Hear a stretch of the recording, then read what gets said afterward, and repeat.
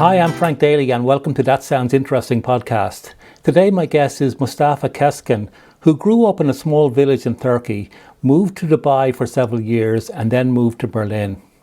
He has recently written a book called Mundane Stories, which is partially autobiographical. So welcome, Mustafa. I'm delighted to have you on my podcast today. Thank you, Frank. I'm really excited. What your questions will be today. So let's start with you growing up in Turkey. I grew up in a rural village on the South Mediterranean coast, on the Taurus Mountains. My great-grandfathers, they used to be nomads. They used to have these thousands of goats and other animals. So it's like 2 generations back, they were nomads. They were just herding animals. They were not even farmers. Wow, so such a change in a few generations. Exactly. I remember, I think with my grandfather from my father's side and from my mother's side, they both started farming. They just settled in the villages up at the mountains. They didn't settle on the plateau down close by the sea, but when I grew up, it was just more this. I grew up among the orange trees. In springtime, they used to just dress up like these bright white dresses and everything. The Mediterranean wakes up very nicely in the springtime. I love that, the smell of all the flowers and everything. And after that, when I started to do my secondary school studies, my father is a teacher, by the way, and we moved to the city, Mersin city. And there I started to continue finish my primary school and then secondary school. And one day my father came to me, he said, I was a good student in my primary school, and then one of the daughter of the prime minister, she entered into one of the select schools where they teach English as a secondary major language, like they do 1-year prep school. So my father asked him, okay, how did your daughter enter in this class, in this school? And then I think the guy said something like that, your kid is stupid, he cannot enter that school. And then my dad got furious. Understandably so. Yeah, and then he got me to some preparation classroom in one. I started a bit late from other schools with other kids, so I started to go weekend classes in this special place where they teach you extra class. And then I entered this special school. It was one of the last ones. I wasn't at the top, I was at the bottom of the list, but I managed to get in, and I managed to learn English there for 1 year. So that kind of changed the course of my life entirely. If I didn't get to that school and then learn English, I would have most probably ended up living in Turkey and then maybe just growing some orange trees in my free time, be a teacher maybe. Okay, so following the same traditions as your parents had done.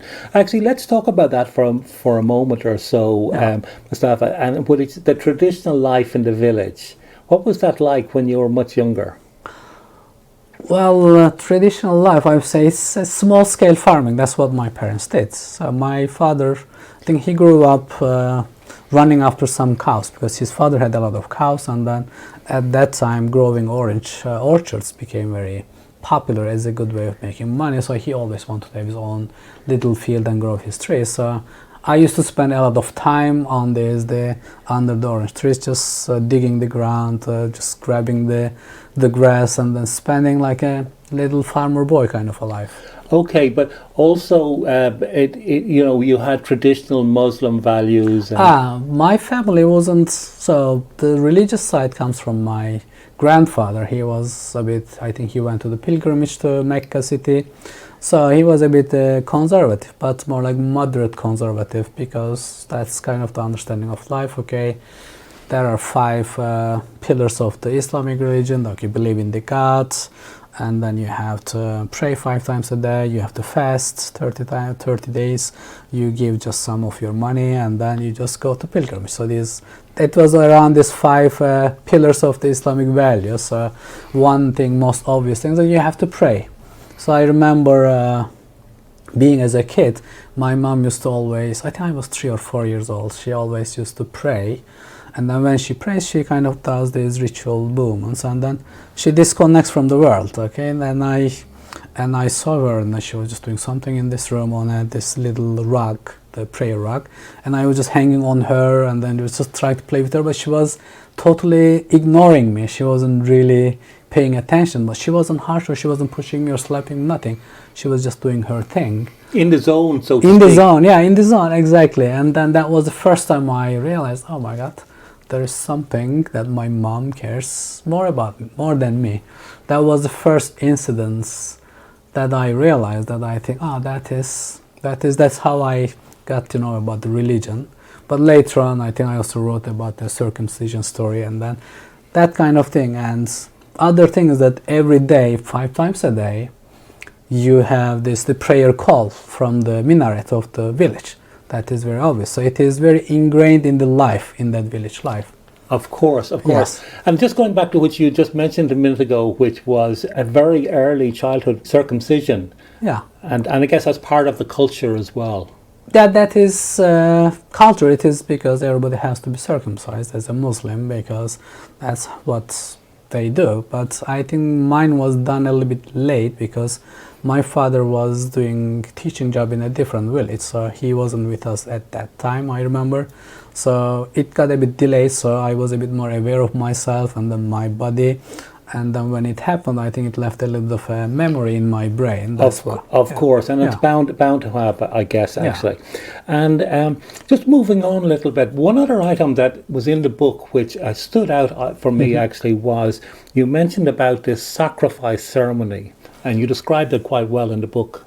Yes, sacrifice ceremony, as I said, that is one of the 5 pillars. It's not in the pillar, but it is very common. So every time that sacrifice ceremony or the festival arrives in Turkey, it turns into a bloodbath in the entire country, which is anybody who gets a goat or a sheep or a cow with a knife, and it turns into this. And it is a similar story in the Abrahamic religion. I think the Gabriel, he brings a sheep, and then it's a biblical story, similar, but we have a context in Islamic value. So you have to have a sheep and then sacrifice the sheep in the name of the God, and then eat the meat and share it with your neighbors and relatives. But this was one that stood out for you particularly. Yeah, because my dad always, I would say, evangelized, or he always told us, okay, a man has to be able to take care of his family, feed them, and then when the time comes to sacrifice, he should be able to cut or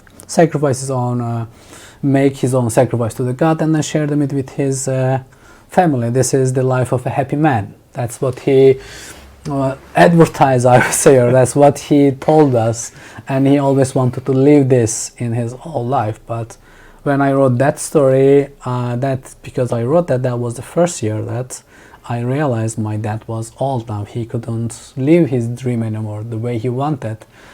And I don't really like the whole process, but I just wanted to help him live that dream. That was more about that. It wasn't about me, that sacrifice. It was more about giving something to my dad so that he can live his dream towards the end of his life. Okay, and much more detail is in the book, actually, which we don't have to get into here, but it's quite interesting nevertheless, yes. And very well described by you, Mustafa, I must say, actually, right? So, what about pressure to get married and have kids? Because that's a thing across all cultures, I guess, really. But I think it was very evident also when you were living in Turkey.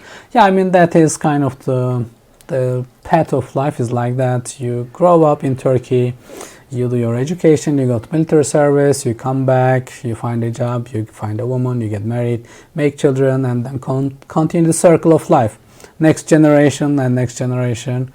And the best or the most joy for the parents is to just take care of their grandchildren. I think this is kind of a bit cliche, but that's why always when I broke that circle, my parents, or especially my dad, we had a bit of a stress between us. He always kept bugging me, okay, when are you going to get married?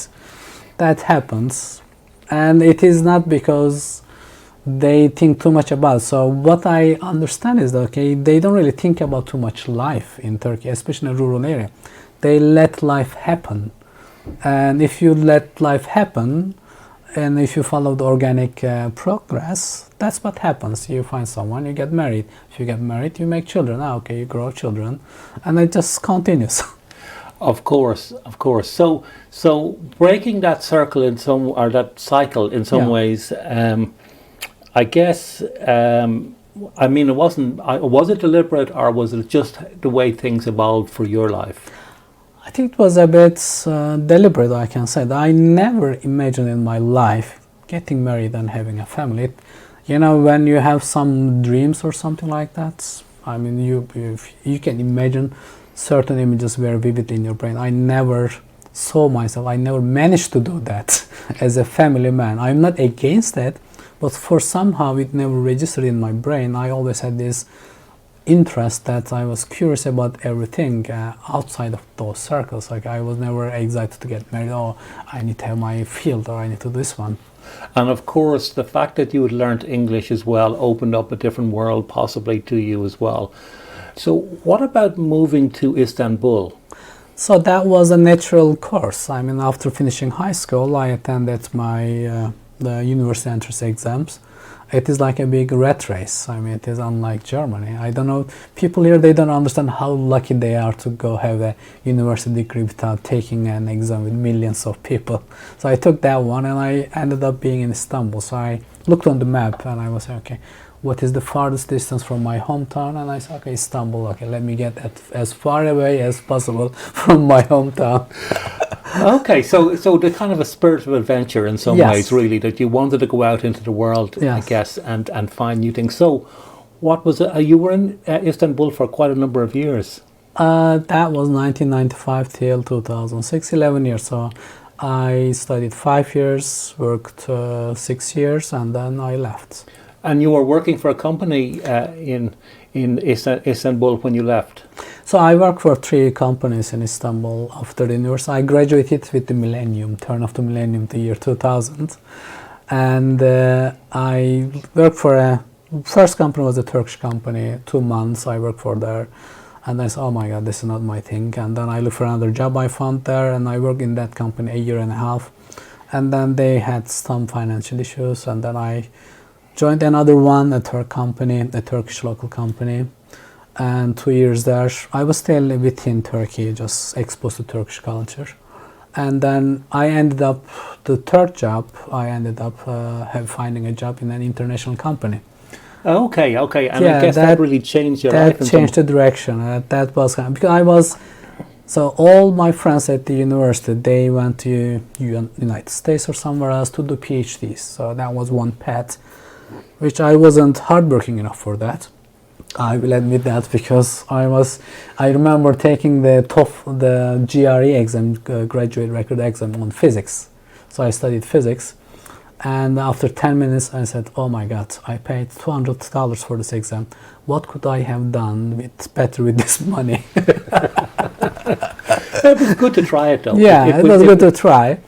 But I always had my eye to just going outside of Turkey and then just seeing the world. And your company then that you were working for Yes. offered you an opportunity to work somewhere else? Yes, that's how it happened. I started working for the company.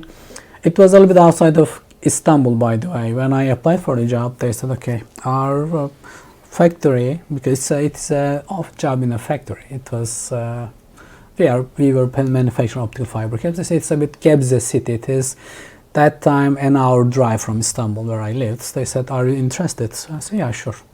And I said, okay. I started working there, 2 years in Turkey. And at the end of 2 years, I had 2 options. I had to either go to military service, or I said, okay, or I had to move out of Turkey so that I can continue working and then postpone my military service.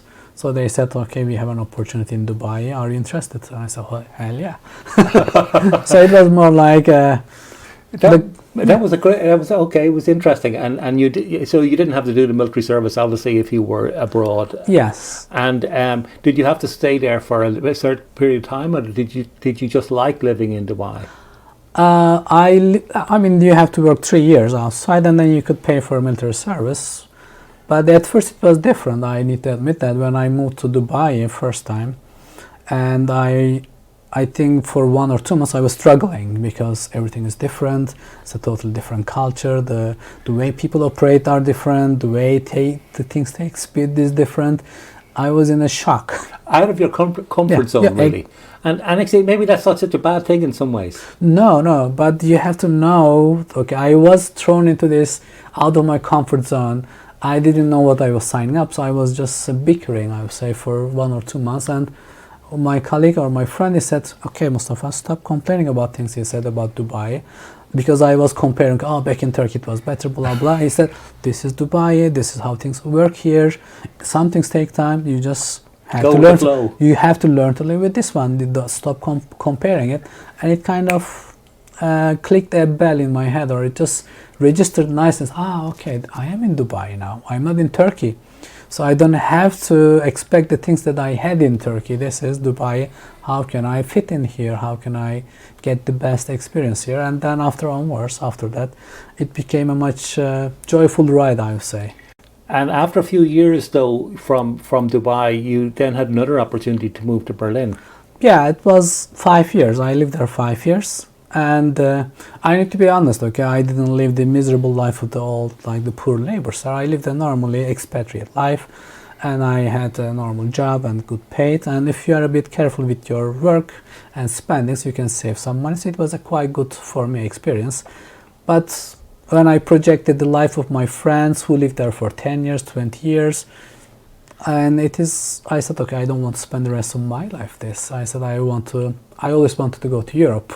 My initial dream was always go to London. For somehow, I always going to somewhere else. But I don't really complain about that one. So I was targeting to go to London, and then I ended up in Dubai. I said, okay, this is not bad. And then when I said, okay, I spoke with my company. So I moved with the same company to Dubai, and I spoke with my boss, and I said, hey, I'm looking for a relocation.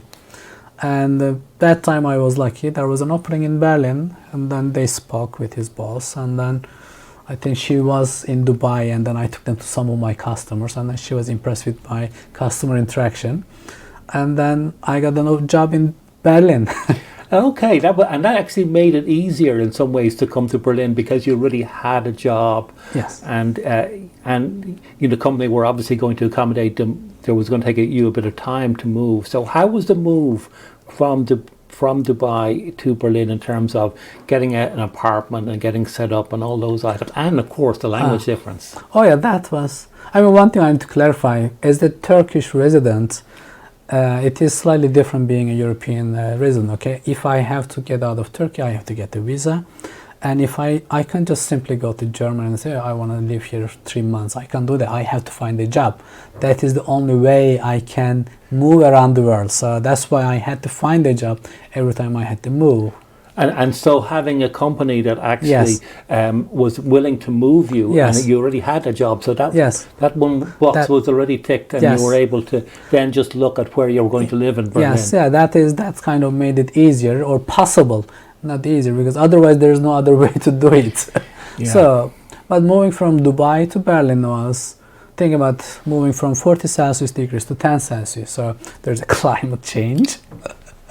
And I said, oh my God, I don't have any warm clothes. That was the first thing I realized. And did you move in the winter or the summertime? November. I moved in November. Okay, so it was just getting really nice in Dubai at the time. The beach was opening up. I was about to go and enjoy my time on the beach. But I moved to Berlin and it started snowing. That was 10 years ago. And it used to snow here like crazy, like knee high. It used to snow here until your knee, and then it stayed until March. Oh, totally different than what you had experienced before. Yeah. Actually, let's look at those comparisons in some ways between, if you look at the traditional village life of your early years and before you even went to Istanbul, and then compare that with your life in Berlin, it's like completely different. Yeah, it is. To be honest, Frank, when I look back my life, if I sometimes do that when I go to bed, okay, what happened in my life, and I fall asleep because I can't finish it. So my childhood started with in the light of a kerosene lamp, listening to the theater show on the radio. That was the beginning of my early childhood. Istanbul was a big step in that sense. Everything was different. It was open to the world. Then I moved to Dubai. That was a big different change. And then Berlin is a totally different thing. Berlin to me was more like, or Germany to me, Turkey and Germany had always this relationship, so we call as a lot of Turkish people used to come here, but when they went back to Turkey, there was a certain way of looking at them. So these are the people that you think they have the money, but they didn't really, digest what it meant to have that wealth. That kind of look was there. So I was able like, oh, do I want to go to Germany or not? I had that one, but being in an international company, it was easier to come here. But it's very different. But did you have to? Was the company actually speaking English in the country inside in your work, or was it speaking German? No, it's English-speaking work environment. Oh, okay. So it made, and since you already knew English by the time, obviously in Dubai and as well as here, so it was easy then. But what about learning German? So that's one thing. Living in Dubai, I wanted to learn Arabic, but I didn't learn it. And when I arrived to Berlin, and I said, I don't want to do the same mistake. I want to learn German this time. That is in the local language. So I started doing weekend courses. I started doing Goethe Institute classes. The first 2 years, I really put a lot of effort in learning German, and it came to a certain intermediate level. But it is never as good as my English. I cannot express myself. I cannot write a book in German, let's say that way. But I put a lot of effort, and I see the advantage of it now. So whenever I speak to people, it gives a different level of connection if I speak to them in German. I like that. I agree, actually. You know, I've been coming to Berlin for many years, and I still haven't learned German, and I know exactly that I'd be getting more, even though I love it here, I'd be getting more out of it if I was fluent in German. Yeah. Actually, you mentioned just one item there, and which was the book, and let's talk about that, because you wrote a book in English, and let's talk about how you came up with the idea for writing this book. So that is kind of a little bit it ties back to why I moved to Berlin or to Germany. So I tried a couple of things. You know, being a single man, I have a lot of time in my hands, which I have to fill with something, some activity. So when I first moved here, I worked on a little bit photography. I did a couple of courses, and then I did workshops, and I was into photography for 3-4 years. And after that, I did some hiking around the city. And after that, I was kind of, I think 2019, I signed up to a course, creative writing course at the Volkshochschule, the community college. I like this. This is what I like about Berlin or in Germany. These kind of things are available here. So, and I learned it through a friend that I met in a German class at Goethe Institute, because I was talking to her, hey Megan, what are you doing? She said, oh, I'm doing this clay shaping class. And I said, where do you do that? She said, oh, Volkshochschule. And I said, oh my God, what is it? So I looked at their website, and then there was a creative writing course in English, not in German. So I signed it up, and then I went to the class, and then her name was Jessie Falzui. I think she was writing short stories. The skinny tall lady, she came with 2 luggages to the classroom, and then she opened them and she started to put all these books around, and she talked, I think, 5 hours that day with the joy and how she was explaining the joy of writing, how it can be done, and she gave us some exercises. And I previously tried to write something. I remember my old notes, like from a couple of years ago. I was writing a paragraph and said, oh my God, this is terrible, and I would stop not writing. But after that course, it gave me some sort of a push, and said, oh, you can write this one, and it doesn't have to be perfect. So I started writing these short stories, and at the time, one of her recommendations was to find a platform to write, and I came up with Shut Up and Write Berlin, which was a good time. And I said, oh my God, I think this is my tribe. I was looking for my tribe for all those years. These are my people, and it clicked. Actually, that's good to hear that, because I had a similar experience of being here in Berlin for maybe 3 or 4 or 5 months at a time and writing, and then after a couple of years of coming here, I did find Shut Up and Write meetup group as well, and it's a very good community. There's a lot of interesting people there, and it's very comfortable to be in that group and do some writing together, and it encourages you to continue writing, I guess. So when you were writing this book, did it take very long? How long did it take to write? So I started writing in 2019 after a workshop. So I was writing these short stories, I mean, because the workshop was about short stories, so I was writing, but I didn't know. It just started to pile up. So, and end of 2020, after a year of half writing, I had this huge Word file, and then I didn't know what to do with that one. And a good friend of mine, she's also my editor and poster in my book. She also helped me with that one. She's a literary translator. And I called her, hey, and can you just read this? Can you just read some of these things and give me some feedback, please? And she read me, I think I sent her 1 or 2 stories. And she, oh, these are really interesting. And I said, okay, what if I pay your editorial fee? And can you just help me make them better? And then, because she's a freelancer, and I didn't want to just abuse our friendship, and I said, okay, I will pay your time, and I want you to do this. I want you to give me a professional feedback.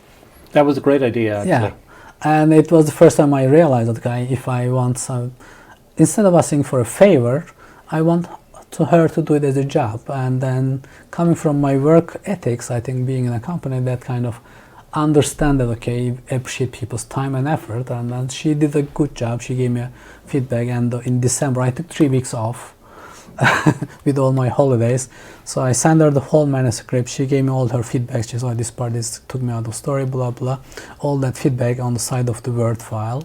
And then I implemented some changes. I sent her back another round of it, and then she gave me another feedback. Then later on she got sick. So I asked, okay, I want to continue on this project. So she posted the job on her Berlin Scholar site in Facebook group, and then there were a couple of people interested, editors. So I sent them an extract.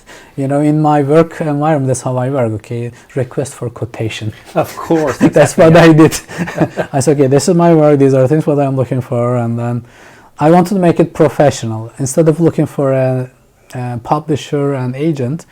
I wanted to do it myself and learn the whole process.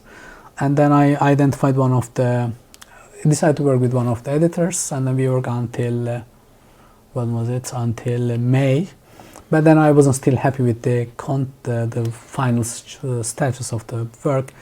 And one of the editors, I remember, I said, okay, I reached out to her, Dorothea. She's also in my book, and at the end she wrote the back blurb. I work on the whole manuscript one more time with her, beginning till end. And the cat food story, I also worked with that one. It was a bit difficult story. I worked with a separate editor, but the final polish was done by the final editor. So I worked with 1, 2, 3, 4 editors. Wow! And then you I know it's self-published. Yeah. But did you consider that you might be able to get it go through a publishing at all, or did you always want to go down that route of self-publishing? So that's a good question, Frank. So that was the part which I kind of thought, okay, Berlin is a startup scene. All these people, they are setting up their companies, and I said, why don't I treat myself as a startup and just self-publish my own book? Because going through a publisher, that was a really long process. And for the first book, I didn't want to I see people even in our group working on a book for years and it's not ending. I agree completely. I've had similar experience Yes. also, and I have looked at submitting manuscripts to publishers, but found that it was a long process and a lot of rejection. Yes. Well, you expect rejection anyway. Yeah. It comes with the territory. Yes. But self-publishing, I found quite straightforward to do, and it was nice to get the book out there. Yeah, it's a project management. So I work on a lot of projects, and I said, okay, I can project manage my own book. Because I'm working with the editors, so you write the manuscript, get the editing done, work on the cover design, find a way to self-publish it, and then put out on the web and promote. So these are the basic steps. And of course, and the book is Mundane Stories. Yeah. So just so whoever is listening to this, we can at least promote that to them. Yes, okay. yes, available on Amazon. Yeah, available on. So okay, so just moving on a little bit, and can you tell me a little bit about the 6 month sabbatical that you decided to take? So that 6 month sabbatical. I'm working for the same company since year 2006, which was a good journey. I don't complain a bit about that one, but this is the second longest relationship in my life apart from my parents. So, and this is not to a human being, it's to a company, which is kind of interesting. And I lived in 3 countries, Turkey, Dubai, Berlin, did various jobs. It was a good journey. But at one point of time I realized I have been working since year 2000 without non-break. I never had time for myself. And when the corona hit year 2000, it kind of clicked a little bit. I started to question my existence a little bit. And life is very fragile, and I said, okay, I want to spend some time for myself, doing nothing or doing something that I like, just being with myself.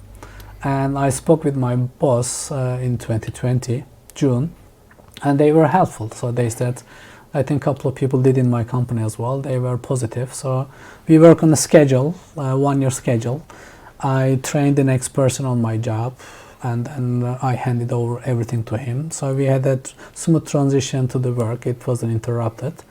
And this July onwards, I started my sabbatical. So that was, did I do everything that I wanted to plan? So 4.5 months is already gone. I have until the end of December. Not everything I did, but I'm still happy that I did it. It was a good time. And did the time go fast or slow? It went, I think, faster. It is kind of going faster, but I'm trying to slow it down now. But you had plenty of things to do then. Obviously, if it went fast, you had a lot of activity. Okay, so 2 last questions, yes, Mustafa. Sure. One of them is, what are you going to write next? So that's a really hard question. I'm writing still short stories, but these are a bit longer, like maybe some of them may end up being a novella length. So that's what I'm trying to, I'm still learning the craft, to be honest, Frank. I have been studying in the sabbatical break on how to write fiction properly. Like I was studying the plotting, the dialogue, and then how do you do self-editing. So I'm still learning the craft of writing fiction. It's a lifetime learning. It's a lifetime learning. You know, there's always new things, and people can always, by reading other people's work and listening to people as well, you learn more. And the second question, which is the last question, is how do you feel about going back to work in January after being off for 6 months? Well, I think I will snap back into what I was doing. That's kind of, I went to the office 2 times within this break time just to do some paperwork, because being in Berlin, office in Berlin, I went there and I saw my desk and then my 2 screens, and I docked my computer and I logged onto my system, and then I had to do a couple of emailing and get some printouts, and it felt natural. It is not I will be back. I don't have that kind of a irking feeling. Okay, that's good. So you'll be able to glide back in and take up from where you actually were. I think it will be more like I will snap back in and say, okay, this is my people, this is my place. I think I'm happy to be back. And that little break, I think, is going to make that... It gives you a new perspective on things, which is very useful. Okay, Mustafa, I've really enjoyed the conversation, and thanks very much for being on my podcast today.